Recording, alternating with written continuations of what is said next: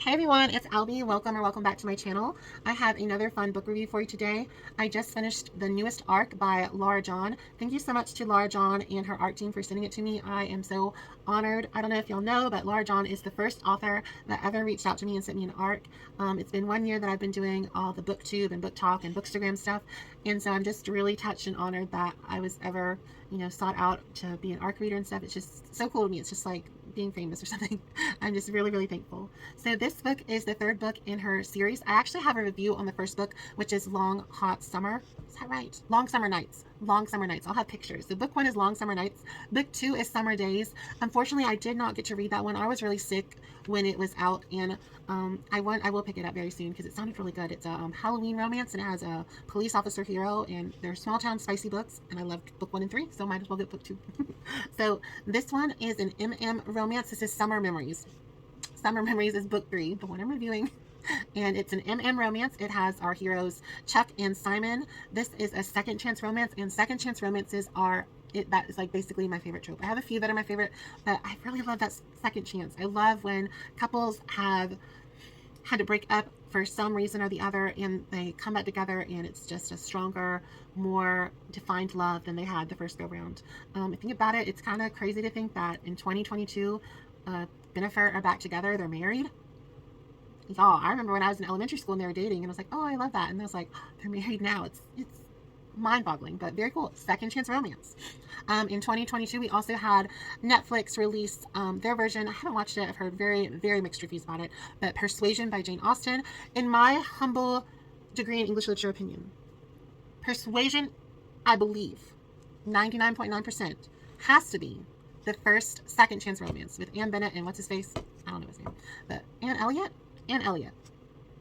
Anyway, I've read it a long time ago. I think that has to be the first second chance romance. That is my favorite Jane Austen book after Sense and Sensibility. I love Sense and Sensibility. I have yet to read Pride and Prejudice. I know, slap me or whatever, crazy. I haven't read it, but I love second chance romances. I love couples finding their way and getting back together. So it's a second chance romance. It's Grumpy Sunshine. It's childhood friends to lovers. It's enemies to lovers, and I'll go into that. So in the story, Chuck is thrown for a total whirlwind when Simon Everett comes back to Summerville.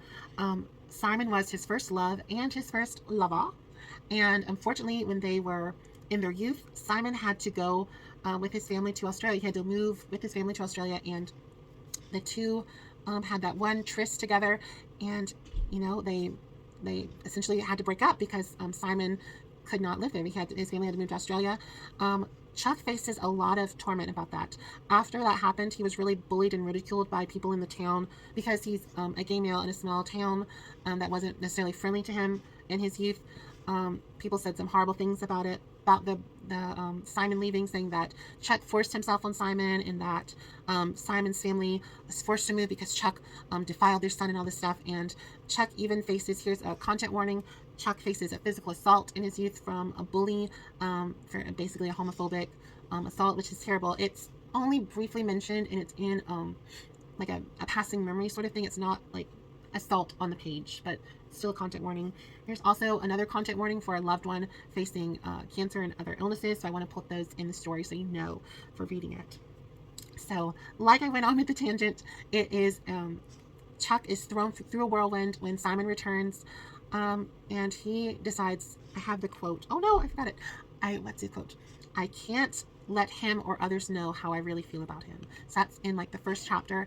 And so Chuck decides that he has to fake hatred towards Simon to protect his heart, to let him not be rebroken by Simon again. So he pretends to be really mad at him and angry. And so we have a fake sort of Grumpy Sunshine. We have a fake enemies to lovers.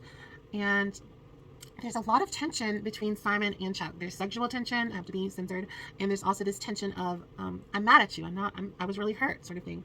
And both men are convinced by their friends or sisters, in Simon's opinion, to create a dating profile. You've been in Summerville a while, this is Simon, why don't you try to find someone to be your friend, be your intimate partner with, etc. And so the two men create profiles for some sort of dating, Bumble, Tumblr, something like that. Tumblr, no, Tinder, something like that. And part of the mystique of the app is you don't have your face shown. It's just like body pictures, like your chest, or your face is blurred or something like that, or from the back. And so the men do that, and they find matches. Actually, Chuck is matched by his two friends, Tessa, who was in book 1, and Faith, who was the heroine in book 2. And they think, oh, I found this great match for him.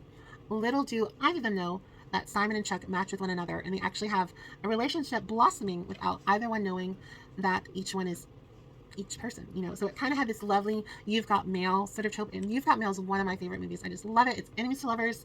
It's secret identity sort of thing. I loved it. And so this story had a little bit of that You've Got Mail aspect to it, and I was just ate it up. I loved it so much. So I don't want to give too many spoilers, but Laura John knocked it out of the park. I really truly loved it. So books 1 and 2 are male female. This book 3 is a male. I believe, I don't know if I can legally say, but book 4 I think is male as well. And yeah, it's exciting. I really do love Laura John. She has a book that I reviewed. Long Summer Nights, and she also did a Christmas novella, and I'm going to talk about that in another Christmas video, and I'll try to put a picture for it here. It's under 100 pages, and it was wonderful. It's a spicy like Hallmarky vibe. And last year it was like the Christmas romance that I read, and I truly loved it. So Laura John, thank you so much, and your team, for sending me the book. It was 5 stars. I loved it, and I think some of y'all will as well. Well, everyone, don't forget to like, subscribe, comment, and share. I hope you all have a wonderful day, and let me know in the comments below, what are you currently reading? I would love to know. Maybe we can buddy read. Have a good day, and I'll see y'all soon. Bye, everyone.